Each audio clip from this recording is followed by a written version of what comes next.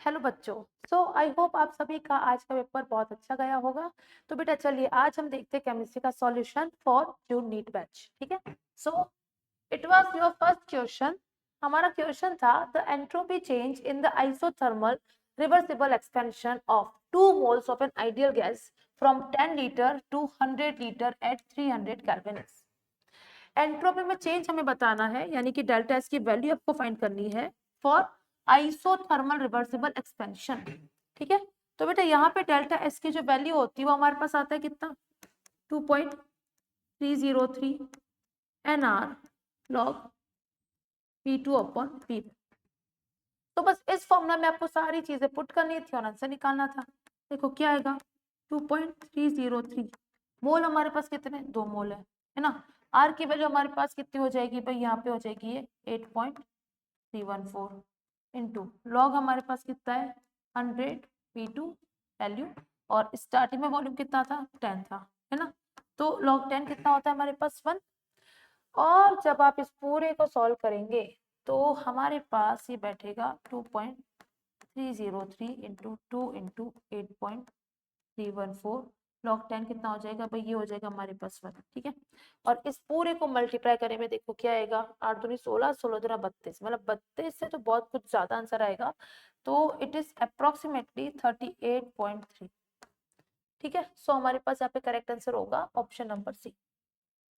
चलिए अभी now the next question, give the symbol of element of lowest atomic number that has 3 2p electrons. 2p में 3 electron होने चाहिए। तो देखो भाई मैग्नीशियम की बात करूं तो ये हमारे पास है 1s2 2s2 2p6 है, तो p में तो 6 इलेक्ट्रॉन है, तो ये तो हो नहीं सकता।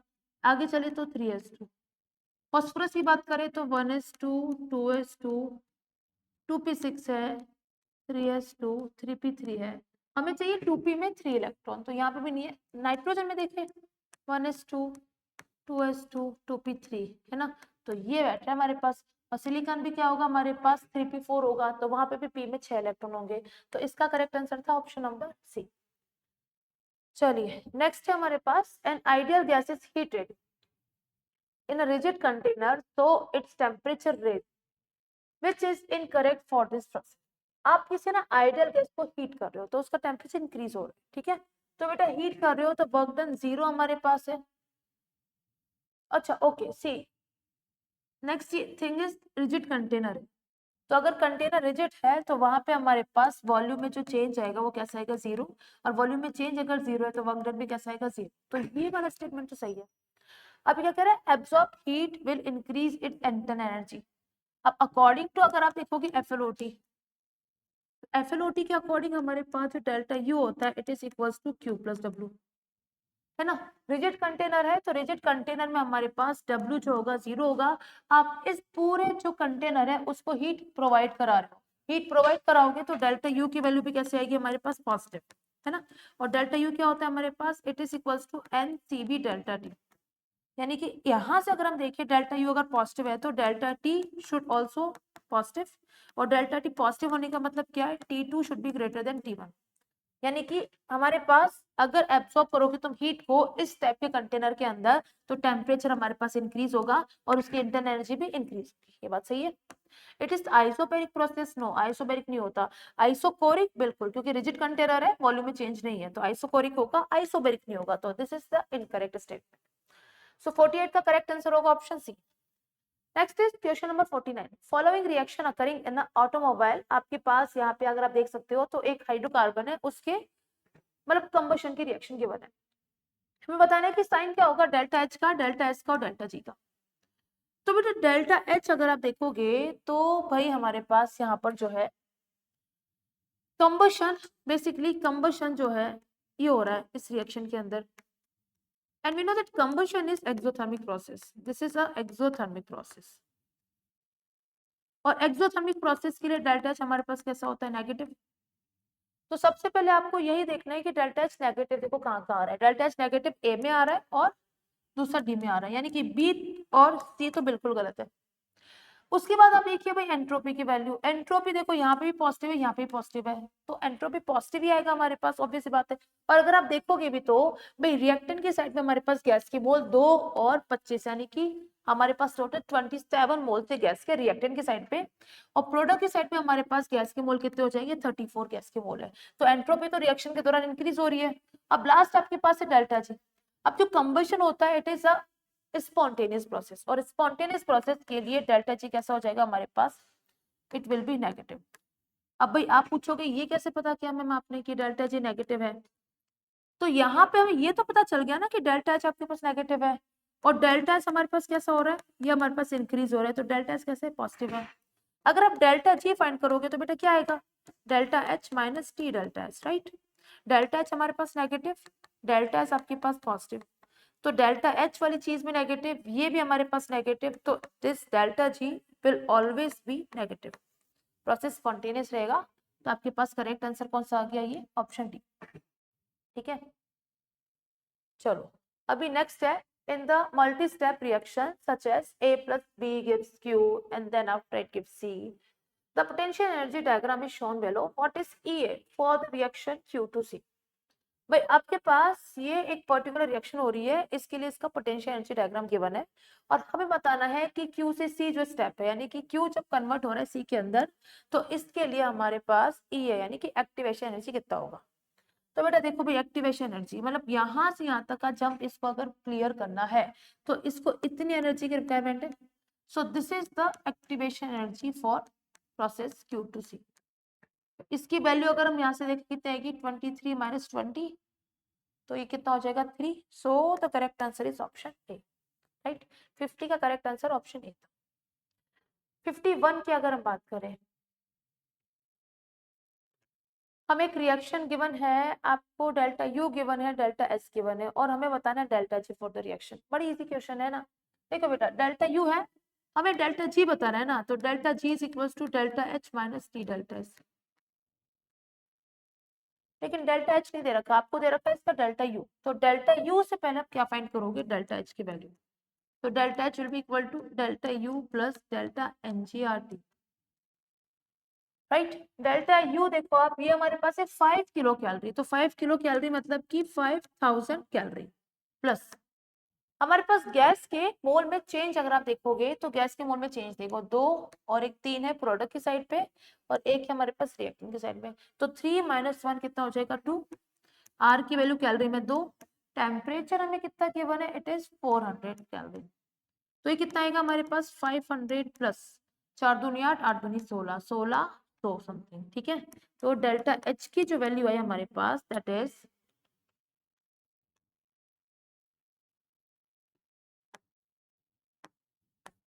ओके, ये हमारे पास लगभग कितना आ जाएगा,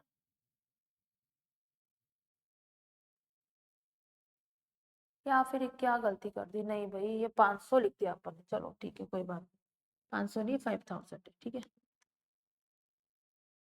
हाँ तो ये तो सही है, 4 दूनी 8, 8 दूनी 16, 1600, ये कितना हमारा 5000 है, तो इसको तुम ऐड करोगे तो कितना आ जाएगा हमारे पास, दिस विल बी 6600, ठीक है। So delta H will be 6600 calorie. Delta H आ गया, आपको निकालना है अभी डेल्टा जी की वैल्यू। सो डेल्टा जी देखो आप बेटा, डेल्टा जी बराबर हमारे पास होगा क्या, इसमें हमें वैल्यू पुट करनी है, ठीक है। तो इसमें जब आप वैल्यूज पुट करोगे,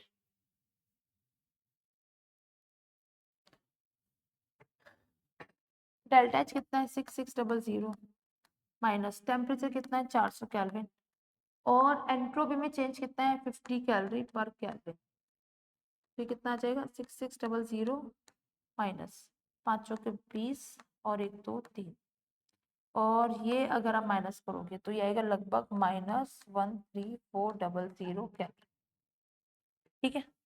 और कैलोरी में आंसर है नहीं किलो में, तो इसको तुम किलो में चेंज करोगे तो कितना आएगा -13.4 किलो कैलोरी। तो इस क्वेश्चन का करेक्ट आंसर है ऑप्शन डी। डन।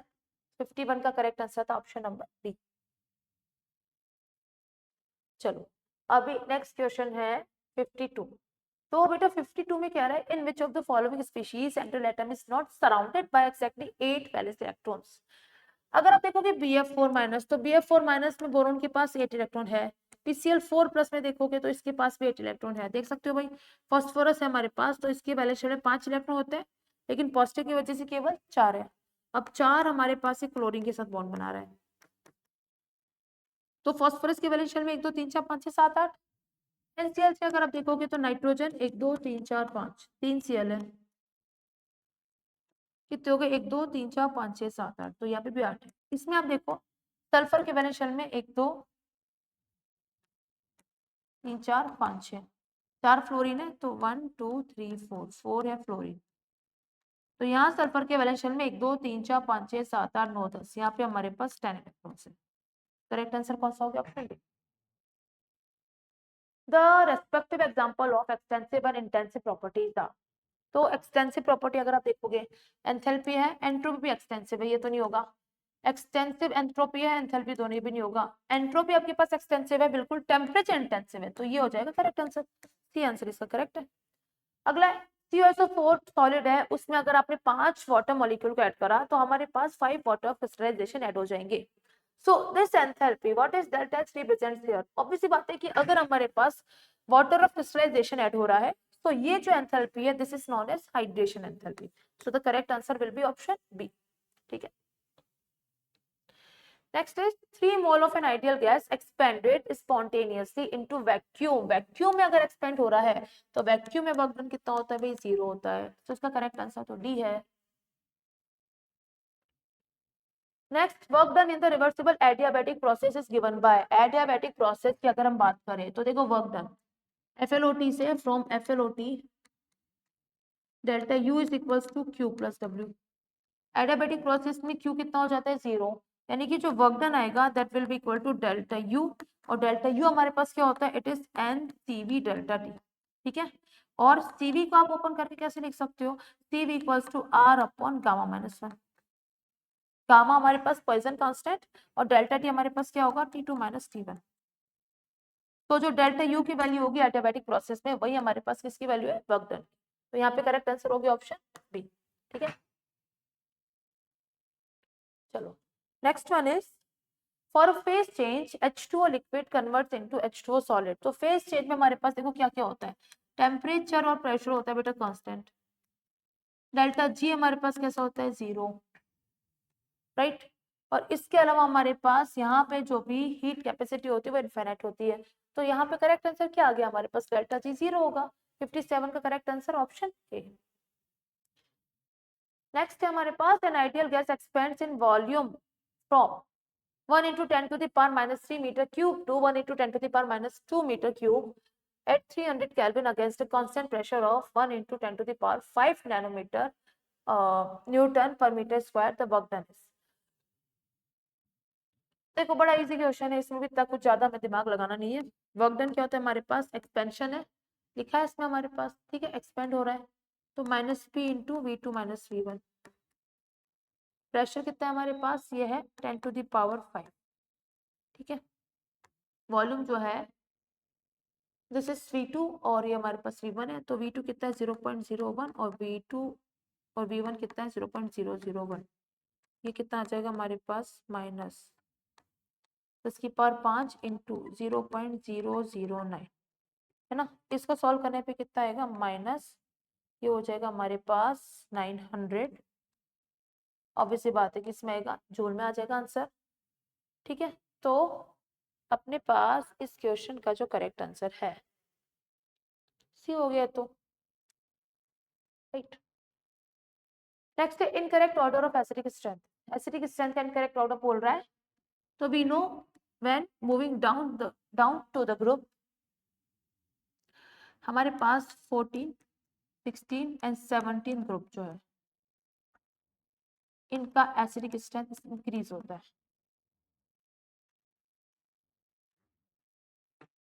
तो आप देखो H2S और H2SC सल्फर ऊपर आता है, Ac नीचे आता है, तो Ac H2SC का एसिडिक स्ट्रेंथ ज्यादा होना चाहिए था H2SC, तो ये हमारे पास इनकरेक्ट है, तो ये आंसर हो गया। बाकी सारा हमारे पास सही है। HCl ज्यादा HBr का एसिडिक स्ट्रेंथ होगा, HBr ज्यादा HI का होगा और H2S से ज्यादा H2TE का होगा, क्योंकि वो ग्रुप में नीचे आते हैं। ठीक है। तो अभी नेक्स्ट है हमारे पास question 60, delta H and delta E both are 0 in. ये बोथ हमारे पास 0 कब होता है? देखो ये दोनों हमारे पास क्या होता है? टेम्परेचर में चेंज के डायरेक्टली प्रोपोर्शनल होता है। तो अगर हमारे पास बेसिकली अगर आपके पास आइसोथर्मल प्रोसेस है तो हमारे पास इसकी वैल्यू 0 हो जाएगी। और इसके अलावा साइक्लिक प्रोसेस में सारे स्टेट फंक्शन क्या हो जाते हैं, 0। तो इसका करेक्ट आंसर हो जाएगा ऑप्शन डी। ठीक है। 61 देखिए, विच of the following order of atomic radius is correct. Scandium, yttrium, lanthanum. तो ऑप्शन ए के लिए अगर हम देखें तो बेटा स्कैंडियम से ज्यादा साइज होता है इट्रियम, इट्रियम से ज्यादा किसका साइज होता है, लैंथेनम का। तो ये तो इनकरेक्ट है। अब बी देखो अगर, तो यहाँ पे भी हम जानते हैं बी के अंदर पोटेशियम से ज्यादा साइज होता है रुबीडियम का, और रुबीडियम से ज्यादा होता है सीजियम का। सीजियम फ्रांशियम का ऑलमोस्ट सिमिलर होता है, लेकिन रुबीडियम से ज्यादा सीजियम का होता है, तो ये वाला भी इनकरेक्ट है ना। यहाँ देखो जर्मेनियम, टिन और लेड, तो कार्बन, सिलिकॉन, जर्मेनियम, टिन और लेड, यहाँ भी नीचे जाने पे लगातार साइज इंक्रीज ही होता है, और यहाँ पे हमारे पास उल्टा है, तो ये भी इनकरेक्ट है। लेकिन इधर आप देखो कि निकल वाले ग्रुप के अंदर, तो निकल, प्लेटिनम, पैलेडियम। ठीक है, सॉरी ये थोड़ा गलत हो गया, निकल, पैलेडियम, प्लेटिनम। अभी प्लेटिनम जो है बेटा ये हमारे पास इस पीरियड में आता है, तो यहाँ पे लगेगा क्या, लेंथेनेट कॉन्ट्रेक्शन। इस वजह से इसका जो साइज है वो 5th पीरियड के ऑलमोस्ट सिमिलर हो जाता है।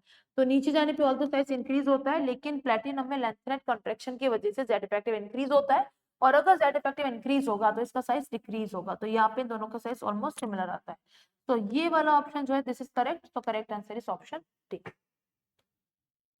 ओके, तो 61 का था क्या correct answer, option number D. चल अगले पे मूव करते हैं। Which one of the following element has the highest ionization energy? तो ऐसा क्वेश्चन आपको देखो कैसे सॉल्व करना है, समझिए। आप है ना एलिमेंट लिख लो, यहाँ पे कौन सा एलिमेंट है, नियोन, मतलब 10 टोटल एटॉमिक नंबर 11 12 और एक 13, यानी कि एल्यूमिनियम की बात कर रहा है। यहाँ हमारे पास किसकी बात कर रहा है भाई, 10 11 12 13 14 सिलिकॉन की बात कर रहे हैं। ये हमारे पास बात कर रहा है 10 11 12 13 14 15, यानी कि फास्फोरस की बात कर रहा है। इधर तुम देखोगे आर्गन, आर्गन मतलब 18 19 20, ठीक है, और 30 तक अब हो गया हमारे पास जिंक, और जिंक के बाद हमारे पास यहाँ पे क्या आता है,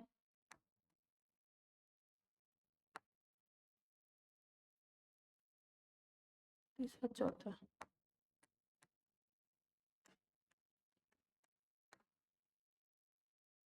जी है, तो 9 arsenic, this is for arsenic,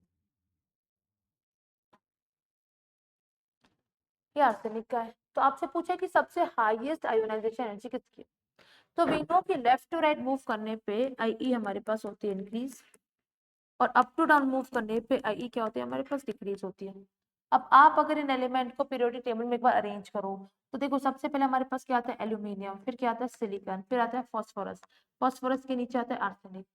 तो लेफ्ट टू राइट जाने पे हमारे पास इंक्रीज हो रही है, और नीचे जाने पे डिक्रीज हो रही है, तो फास्फोरस की सबसे ज्यादा आई होगी, तो यहाँ पे करेक्ट आंसर होगा ऑप्शन सी।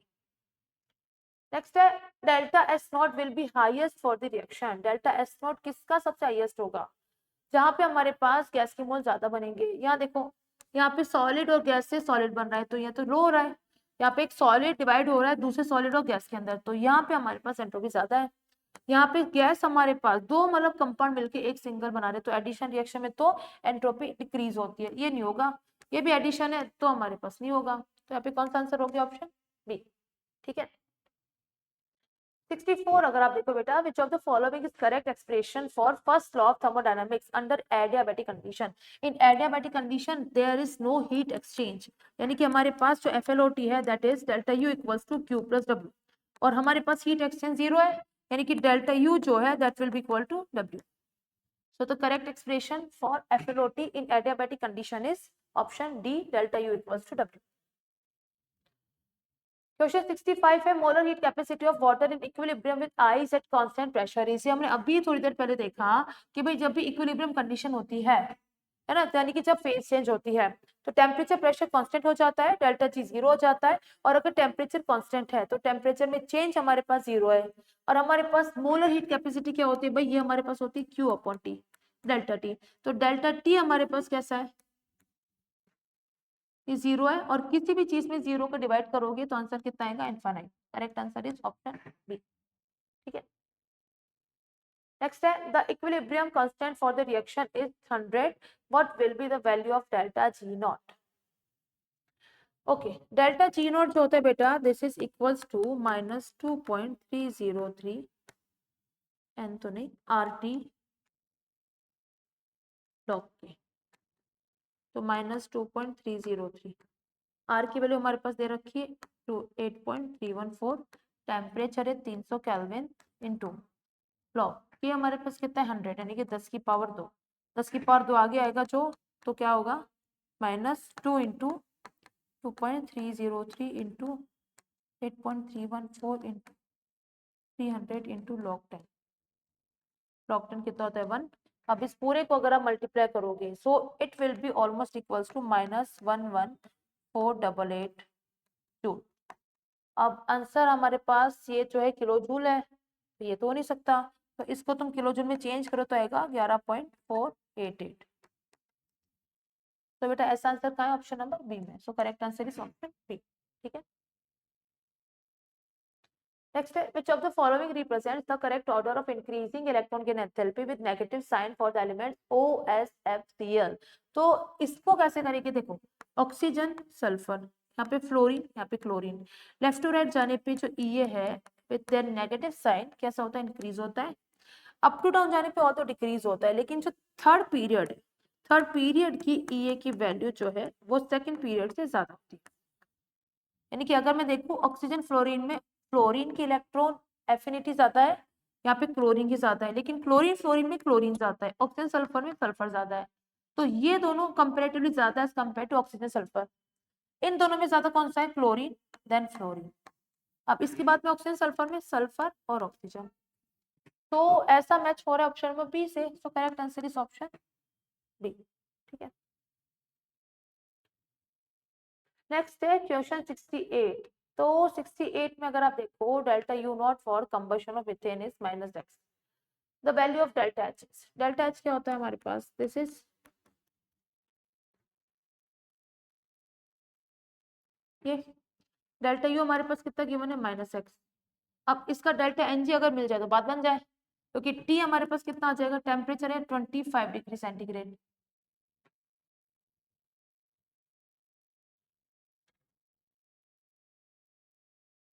ओके, यानी कि 25 डिग्री सेंटीग्रेड मतलब कि केल्विन में कितना होगा हमारे पास 298 केल्विन टेम्परेचर इन केल्विन। तो ये हमने रख दिया कितना 298। आर को आपको आर के फॉर्म में लिखना है, डेल्टा एनसी चाहिए। तो पहले आप कराओ मिथेन का कंबशन। तो मिथेन क्या है, CH4 O2 से रिएक्शन करके बनाएगा CO2 और H2O, बैलेंस करेंगे तो 2 H2O, ऑक्सीजन कितना हुआ 2 और 2 4, तो 2। अब देखो 25 डिग्री है, 25 डिग्री में पानी लिक्विड होता है, CO2 गैस है, ऑक्सीजन गैस है, मिथेन भी गैस है। तो इसके लिए बेटा डेल्टा एनजी कितना आएगा, ये हो जाएगा 2 और 1 3 और ये 1, तो 1 - 3 इक्वल्स टू -2। तो इनटू मल्टीप्लाई करेंगे हम प्लस, ठीक है, ये कितना बेटा -x प्लस, ये हो जाएगा माइनस का 596 आर। तो देखो ऐसा काम मैच हो रहा है, ऐसा करेक्ट आंसर आ रहा है हमारे पास ऑप्शन नंबर ए के। 68 का करेक्ट आंसर है ऑप्शन ए। अब नेक्स्ट है 69। ये तो आपके पास दो स्टेटमेंट वाला क्वेश्चन है। Statement 1 is saying the radius of 5D series element is nearly similar to the 3D series element. ठीक है, 5D सीरीज एलिमेंट की जो रेडियस है वो 4D सीरीज एलिमेंट की रेडियस के सिमिलर होती है। ओके, सो देखिए हमारे पास है एक तो 3D सीरीज, फिर एक है बेटा 4D सीरीज, और एक है हमारे पास 5D सीरीज। सही बात है, 3D सीरीज हमारे पास है 4th पीरियड के अंदर, 4D सीरीज हमारे पास 5th पीरियड के अंदर, और 5D सीरीज है 6th पीरियड के अंदर। तो 5D सीरीज के एलिमेंट हमारे पास 6th पीरियड में है, तो इससे पहले हमारे पास आ जाता है लेंथेनाइड्स। तो इसमें हमारे पास क्या लगता है, लेंथेनाइड कॉन्ट्रैक्शन, लेंथेनाइड कॉन्ट्रैक्शन लगेगा अगर तो इसका जेड इफेक्टिव इंक्रीज हो जाता है, इंक्रीज होने की वजह से हमारे पास साइज इसका डिक्रीज हो जाता है, यानी कि यहाँ पे साइज बढ़ता है लेकिन यहाँ पे ऑलमोस्ट सिमिलर हो जाता है। तो ये बात तो सही है। अब रीजन है due to poor shielding of 4f electrons effective nuclear charge of 5d series element is greater, exactly this is the correct reason, ठीक है, than that of 4d series element। so ये स्टेटमेंट फर्स्ट भी correct है और second भी correct है और इसका सही रीजन भी है। तो अस्ट्रेशन रीजन है नहीं, स्टेटमेंट वाला है, तो करेक्ट आंसर क्या आ जाएगा, दोनों स्टेटमेंट करेक्ट है। सो 69 का करेक्ट आंसर है option A. Okay, so now the next question है question number 70। The enthalpy changes for the following process, हमें यहाँ पे काफी एंथैल्पी चेंजेस गिवन है और हमें बताना है क्या कि स्टैंडर्ड स्टेट दे रखे आपको आयोडीन और क्लोरीन की, I2 सॉलिड है और chlorine Cl2 gas. Standard enthalpy of formation for ICl बताना है। ओके, तो ICl का आपको बताना है कि इसके लिए डेल्टा H की वैल्यू बतानी है हमें। तो देखो ये बनेगा अपने स्टैंडर्ड जो भी हमारे पास एलिमेंट है, स्टेट है एलिमेंट्स की, उससे I2 सॉलिड है प्लस Cl2 कैसा है, यस। अब एंथैल्पी ऑफ फॉर्मेशन जब आपको बताना होता है तो आपको प्रोडक्ट का एक मोल ही बनाना है, यानी कि I2 सॉलिड आपको कितना लेना है, हाफ, और Cl2 भी कितना लेना है, हाफ। तो बेटा इस रिएक्शन को तुम्हें बेसिकली सॉल्व करना है, ठीक है। तो चलो इसको हम थोड़ा सॉल्व करने का ट्राई करते हैं। हमें ये रिएक्शन चाहिए।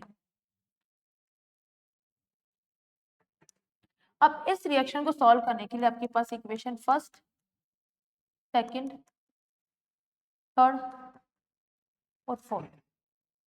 तो सबसे पहले देखो, सबसे बढ़िया आपको रिएक्शन क्या दिख रही है कि हमारे पास ये जो ICl है वो चाहिए हमें कहाँ पे, प्रोडक्ट की साइड, और इसमें ICl आ रहा है रिएक्टेंट की साइड।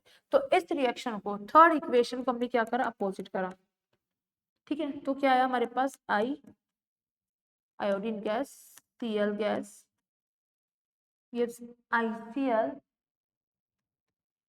गैस, रिएक्शन उल्टी करी तो है हमारे पास -211 है ना। ओके, यूनिट हम लिखते रहेंगे किलो जूल पर।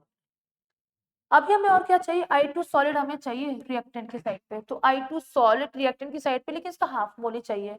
तो इसको हमने क्या करा, पहले इसको देखो, इसको आपने क्या करा बेटा, अपोजिट करा, है ना। अब आप जो इक्वेशन नंबर 4 है उसको आप 2 से डिवाइड करोगे तो हमारे पास क्या बैठेगा, ये I2 solid by 2, it gives I2 gas by 2। तो ये कितना हो जाएगा हमारे पास 62.76/2, राइट। उसके अलावा देखो Cl2 गैस चाहिए, Cl2 गैस ये रहा हमारे पास, Cl2 गैस को भी हमें क्या करना है, हाफ करना है। तो 1 को भी डिवाइड करा आपने 2 से, तो ये बैठा हमारे पास Cl2 gas by 2, it gives 2Cl/2, सही है। तो इसको आप करा तो इसकी एंथैल्पी हो गई 242.3/2। तो I2 ये आ गया, ये इधर आ गया। अब मुझे यहाँ पे इसे हटाना है, किसको हटाना है, मुझे यहाँ पे इसको हटाना है ना। सो इसको हटाने के लिए आपको देखो बेटा ये वाली इक्वेशन की बना है। तो I2 गैस अगर मुझे चाहिए तो I2 गैस का मुझे हाफ ही चाहिए, क्योंकि मुझे इसको हटाना है, ऐसे हटाना है। तो तुम क्या करोगे इसके लिए, जो इक्वेशन नंबर सेकंड है उसको भी 2 से डिवाइड करोगे, तो ये क्या बेटा हमारे पास बाई 2 गिव्स, एक ही देगा हमको, है ना। तो ये आ जाएगा 151.0/2। अब इन सभी को जब आप ऐड करोगे तो हमारे पास यहाँ पे पूरा सॉल्व करने पे जो आंसर है दैट विल बी नियरली 16.8, है ना। ये आप जब सॉल्व करोगे तब आपके पास आंसर आ जाएगा। सो यहाँ पे हमारे पास जो करेक्ट आंसर है क्वेश्चन नंबर 70 का, that will be option A, ठीक है।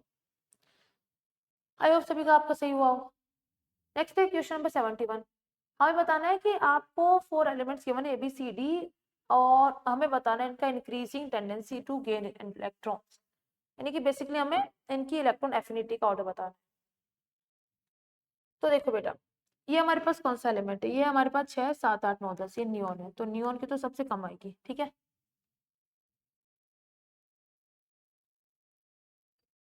तो पहले तो आप एक ऐसा ऑप्शन सेलेक्ट करो जिसमें ए सबसे लास्ट में आता हो, तो ए एक तो यहाँ लास्ट आ रहा है, एक यहाँ लास्ट आ रहा है, तो सी और डी तो एकदम ही कैंसिल हो गया क्योंकि इसमें ए तो सबसे ज्यादा है, ये तो बिल्कुल ही नहीं सकता, और ये आपके पास किसी से ज्यादा है, नॉर्मल गैस में तो बिल्कुल ही जीरो है ना, मुझे इलेक्ट्रॉन लेगा ही नहीं।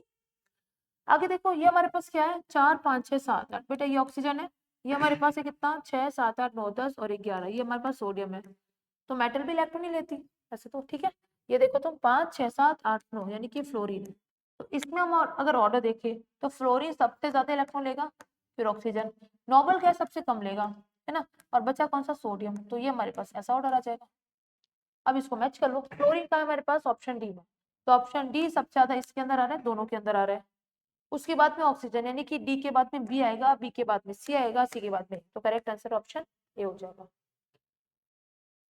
नेक्स्ट है the ionization energy of nitrogen is more than oxygen because of, we know this कि ऑक्सीजन जो है इसका हाफ वेव कॉन्फिगरेशन होता है जो कि इसको ज्यादा स्टेबिलिटी प्रोवाइड करता है, तो वहां से इलेक्ट्रॉन निकालना थोड़ा मुश्किल होता है, तो उसकी आयोनाइजेशन एनर्जी ज्यादा हो जाती है। So the correct answer is the stability of half wave P subshell, D correct है इसका। Next, in which of the following the energy change correspond to first ionization potential? So we know what is ionization potential.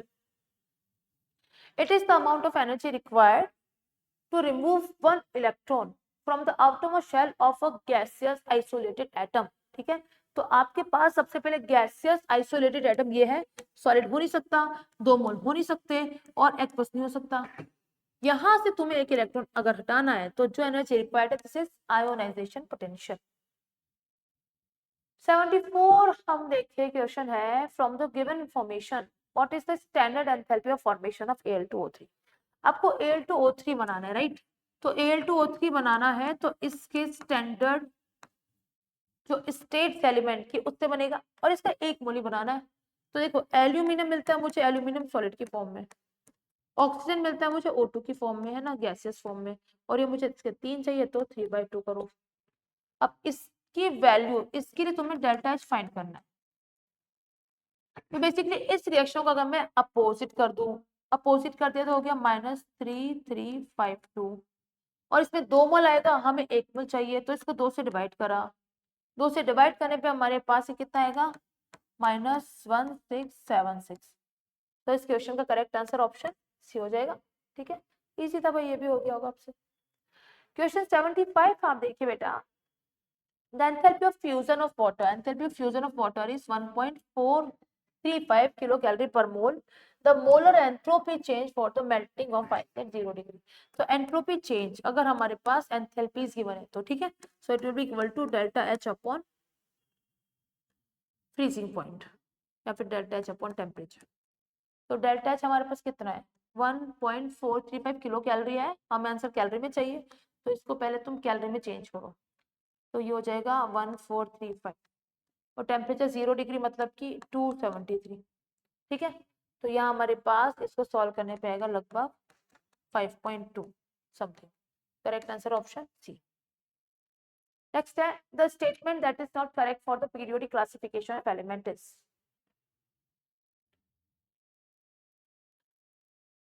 The properties of elements are periodic function of their atomic number, बिल्कुल atomic number की periodic function होती है। Non metallic elements are lesser in number than metallic elements, बिल्कुल, क्योंकि non metals तो केवल P block में, बाकी S block, D block, F block पूरा के पूरा, और आधा पी ब्लॉक हमारे पास कैसा है, ऑलमोस्ट आधा पी ब्लॉक हमारे पास मेटल्स है।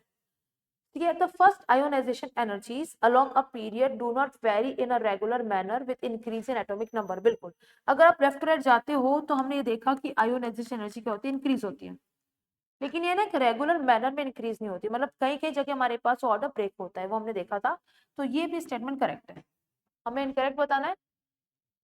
Lastest 4 transition elements, thus d subshell are filled with electrons monotonically with increase in atomic number. Okay.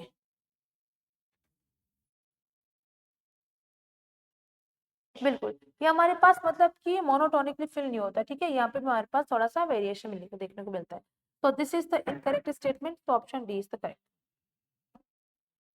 Next, the electronegativity of following elements increases in the order. तो element की बनी कौन सा, में carbon, nitrogen, silicon, phosphorus, सबसे ज्यादा electronegativity देखो भाई कार्बन, अगर हम इसको अरेंज करें कहाँ पर, पीरियोडिक टेबल के फॉर्म। तो नाइट्रोजन की सबसे ज्यादा होगी, है ना, उसके बाद किसकी होगी, कार्बन की, इन दोनों की ज्यादा, नीचे आने पे कम होती है, फिर फास्फोरस की होगी, फिर सिलिकॉन की होगी। करेक्ट आंसर होगा ऑप्शन सी, राइट। अगला हमारे पास है question 78। Entropy increases when dihydrogen molecule is converted into 2 hydrogen atom. भाई अगर आप डाइहाइड्रोजन मॉलिक्यूल को 2 हाइड्रोजन एटम में कन्वर्ट करोगे तो एंट्रोपी इंक्रीज होगी, बिल्कुल, क्योंकि मोल का नंबर इंक्रीज हो रहा है। तो this is the correct one. And delta S total is 0 for a reversible process. बिल्कुल, डेल्टा एस टोटल जो होता है हमारे पास, मतलब कि टोटल यूनिवर्स का, वो कितना होता है, 0 रिवर्सिबल प्रोसेस के लिए। सो दोनों स्टेटमेंट्स यहाँ पर करेक्ट है, option A is correct. In a close insulated container, close है, अरे यार भाई कितना इजी है, वापिस से क्लोज है तो वर्क डन कितना है, 0, और इंसुलेटेड तो हमारे पास हीट का एक्सचेंज नहीं हो रहा। A liquid is stirred with a paddle to increase its temperature. Temperature increase हो रहा है, temperature constant नहीं है, तो delta U जो है that will be not equals to 0. In this process, which of the following is true? तो ये बड़ा इजी, आपको वर्क डन 0 कराना है, इंसुलेटेड है तो Q भी 0 कराना है। तो वर्क डन 0, Q 0 यहाँ पर है, और टेम्परेचर अगर इंक्रीज हो रहा है तो डेल्टा E जो है वो 0 के बराबर नहीं। तो 79 का करेक्ट आंसर ऑप्शन बी। अगला है which of the following gaseous atoms has highest value of IE। सबसे ज्यादा IE किसका होगा। तो आप ये देख सकते हो कि सारे हमारे पास एक ही पीरियड के एलिमेंट है ना। सबसे पहले कौन आता है, magnesium, aluminium, silicon, phosphorus. Left to right जाने पे क्या होता है, इंक्रीज होता है, ठीक है। यहाँ पे देखो सबसे ज्यादा किसका, फास्फोरस का, फिर सिलिकॉन का, यहाँ पे उल्टा हो जाता है, मैग्नीशियम फिर aluminium, same as boron and beryllium, ठीक है। तो सबसे ज्यादा किसका होगा, फास्फोरस का। तो 80 का करेक्ट आंसर है ऑप्शन ए। 81 है बेटा। In the conversion of limestone to lime, the values of delta H and delta S naught are 179.1 kilojoule per mole and delta S value is 160.2 joule per Kelvin. Assuming that delta H and delta S naught do not change with temperature, temperature above which conversion of limestone to lime will be spontaneous is. तो delta H दे रखा है, ठीक है, delta H दे रखा है, तो हमारे पास delta G जो है that is equals to T delta S. तो एट इक्विलिब्रियम, इक्विलिब्रियम पे हमारे पास क्या होता है, डेल्टा जी विल बी 0। तो डेल्टा एच बराबर हो जाएगा टी डेल्टा एस के, ठीक है। तो टेम्परेचर चाहिए हमें, तो it will B delta H not upon delta H not. सब कुछ अगर हम नॉट लगा दे तो हो सकता नहीं ये भी सारा काम। तो बेटा डेल्टा एच नोट कितना हो जाएगा हमारे पास, डेल्टा एच नोट है 179.1 है। इसको पहले तो आप नॉर्मल किलो हटाओ इसका, तो 100 है ना, और डेल्टा एस हमारे पास है कितना 160.2। इसको जब हम सॉल्व करेंगे सो it will B approximately 1118 kelvin. तो इससे ज्यादा का टेम्परेचर रखोगे तो प्रोसेस हमारे पास कैसा हो जाएगा, स्पॉन्टेनियस, ठीक है। इस टेम्परेचर पे प्रोसेस इक्विलिब्रियम पे है, इससे ज्यादा टेम्परेचर पे प्रोसेस एक स्पॉन्टेनियस हो जाएगा। तो correct answer option A.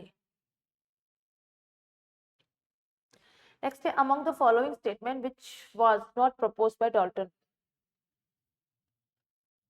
All the atoms of a given element have identical properties. बिल्कुल we know this, including the identical mass.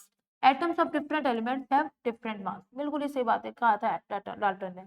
Chemical reactions involve reorganization of atoms. These are neither created nor destroyed in chemical reaction. बिल्कुल सही है। When gases combine or reproduce in a chemical reaction, they do so in a simple ratio by volume provided all gases are at the same temperature and pressure. भाई gas के बारे में, gas की जो reaction है उसके बारे में बताया था किसने, गैलुसैक ने। तो ये तो करेक्ट है, इनकरेक्ट है भाई, है ना, तो ये इनकरेक्ट हो जाएगा। और लास्ट है matter consist of indivisible atoms. बिल्कुल, मैटर में हमारे पास एक इनडिविजिबल पार्टिकल होता है दैट इज एटम। सबसे स्मॉलेस्ट पार्टिकल बोला था डाल्टन ने, क्या होता है, एटम होता है। सो गैसेस के बारे में डाल्टन ने बताया था, गैलुसैक ने बताया था। So this one is the incorrect one. 32 का करेक्ट आंसर ऑप्शन सी। 83 देखो, at constant temperature and pressure which of the following statement is correct for the reaction. अच्छा, इस रिएक्शन के लिए मुझे डेल्टा एच और डेल्टा में रिलेशन निकालना है। So delta H is equals to delta E plus delta NCRT. अब बेटा इसका अगर हम डेल्टा एनसी निकाले तो डेल्टा एनसी कितना आएगा, ये हमारे पास 1 है और ये आपके पास कितना है -1 प्लस 1/2, ये तो हो गया 1 माइनस 3/2, ठीक है। So this answer will B negative. अगर ये नेगेटिव होगा तो ये हमारे पास कैसे आएगा नेगेटिव, यानी कि delta E should be greater than delta, delta E should be greater than delta. तो correct answer is option C. Next है the value of delta H for the reaction.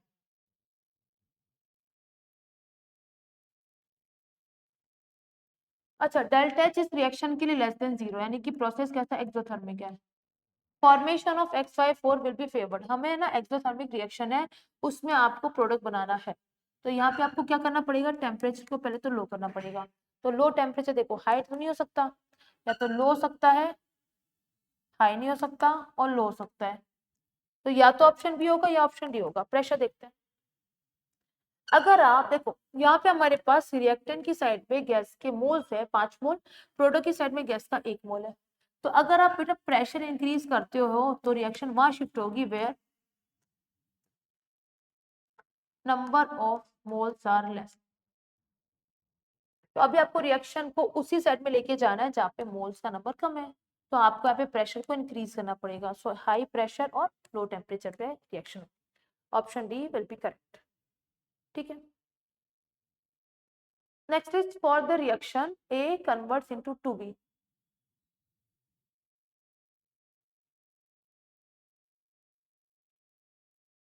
Delta U and delta S is given, hence delta G is। चलो ये थोड़ा अच्छा question है। Delta U minus D delta S, अच्छा delta U नहीं होता, sorry, this is delta H minus T delta S। अब delta H नहीं गिवन, हमें डेल्टा U गिवन है, तो पहले आप निकालो क्या डेल्टा H। तो delta H will be delta U plus delta NGRT। और डेल्टा U कितना हमारे पास 2.1 किलो कैलोरी है, तो 2100 कैलोरी प्लस डेल्टा एनसी कितना होगा। देखो ये तो लिक्विड है, हमें तो गैस के मोल का यहाँ पे डिफरेंस चाहिए होता है। तो प्रोडक्ट की साइड गैस के 2 मोल है, रिएक्टिंग की साइड गैस के 0 मोल है, तो ये कितना आ जाएगा हमारे पास 2।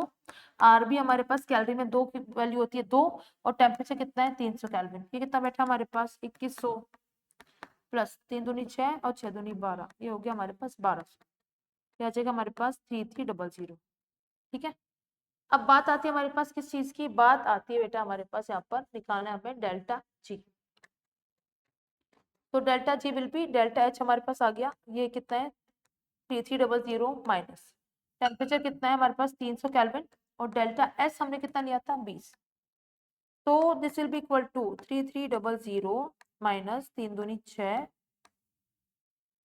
6000, है ना, and it is equals to minus 2700।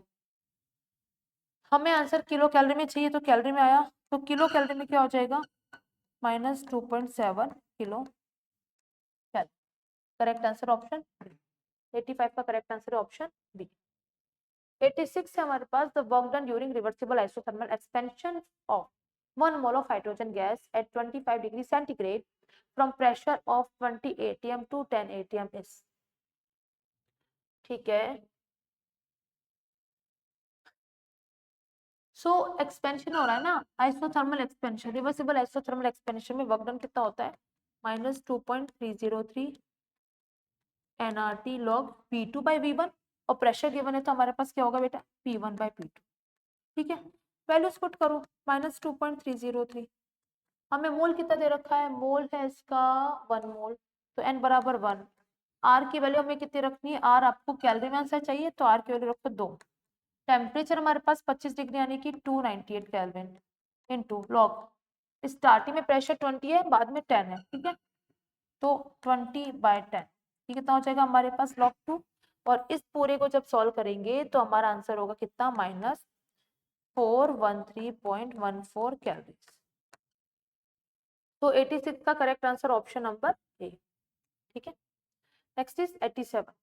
Assume each reaction is carried out in an open container for which reaction delta H is equals to delta E। तो डेल्टा H बराबर क्या होता है हमारे पास, it is delta E plus delta NGRT।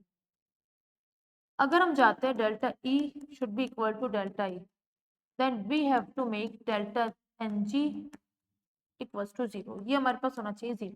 तो भाई ऐसी कोई रिएक्शन देख लो, यहाँ पे अगर आप देखोगे डेल्टा एन जी की वैल्यू, ठीक है, तो यहाँ अगर आप देखोगे डेल्टा एन जी की वैल्यू ये कितनी आएगी हमारे पास 2 -3, तो ये तो माइनस होना है, 0 आना चाहिए हमारे पास, ये नहीं होगा। यहाँ पे 2 और 2, ये हमारे पास 2 - 2 0 है, तो हो जाएगा। बाकी के देख लेते एक बार, यहाँ पे हमारे पास कितने हैं, 2 और 1 3 में से 2 गया तो 1, तो 3 - 2 बराबर यहाँ पे 1 आया, ये भी नहीं होगा। इधर हमारे पास 1 और 1 2 में से 1 गया तो 1, तो ये हमारे पास आंसर करेक्ट है, option B is the correct one. Next है which of the order of ionization energy is correct. ठीक है, देखो we know left to right जाने पे आई इंक्रीज होता है, तो beryllium, boron, carbon, nitrogen, oxygen, हमारे पास इंक्रीजिंग ऑर्डर ऐसा आना चाहिए था, लेकिन इन्होंने अपनी पोजीशन चेंज कर ली बिकॉज इसका होता है हाफ फिल्ड कॉन्फ़िगरेशन, और यहाँ पे बेरिलियम बोरोन की जगह ले लेगा ड्यू टू हाई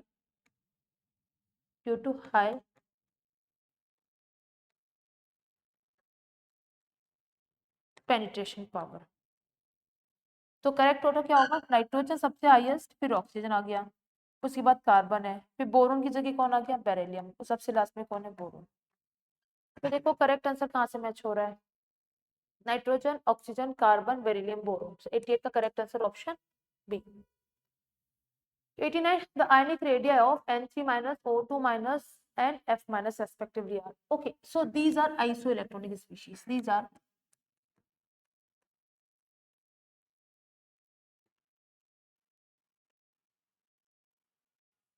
और इसमें हमारे पास क्या होता है, जो रेडियस होता है, ठीक है, radius is directly proportional to negative charge, higher the negative charge higher will be radius, and inversely proportional to positive charge, जितना ज्यादा पॉजिटिव चार्ज रेडियस उतना कम होगा। तो N3 जो है इसका रेडियस सबसे हाईएस्ट होना चाहिए, फिर O2 का, फिर F का, ये रेडियस का ऑर्डर ही आना चाहिए। तो ऐसा कोई ऑप्शन दिख रहा है जहाँ पे हमारे पास रेडियस की वैल्यू हायर टू लोअर हो, हायर टू लोअर, ये तो लोअर टू हायर है, ये उल्टा सीधा है, ये भी लोअर टू हायर है, भाई ये तो सेम ही ऑप्शन आ गया है ना, कोई बात नहीं, चलो ये भाई हमारे पास उल्टा सीधा है, ये हायर टू लोअर आ रहा है, तो करेक्ट आंसर ऑप्शन सी हो जाएगा। ठीक है, अगला spectrum of lithium plus 2 is similar to that of lithium plus 2 का जो स्पेक्ट्रम है, ये हमारे पास इसमें कितने इलेक्ट्रॉन है, भाई यहाँ पे हमारे पास एक इलेक्ट्रॉन है, यानी कि हमारे पास मोनो इलेक्ट्रॉनिक स्पीशीज है,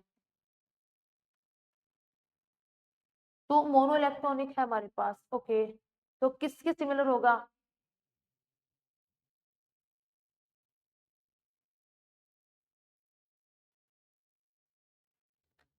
लिथियम प्लस 2 का जो स्पेक्ट्रम है वो सिमिलर होगा किसके, हाइड्रोजन के, है ना, क्योंकि इसमें हमारे पास कितने इलेक्ट्रॉन थे, 3, यहाँ पे केवल एक ही इलेक्ट्रॉन है, तो किसके सिमिलर होगा, ये हाइड्रोजन के। तो 90 का करेक्ट आंसर होगा option number A. So this is it. So बेटा आई होप आप सभी का पेपर बहुत अच्छा होगा, सो थैंक यू।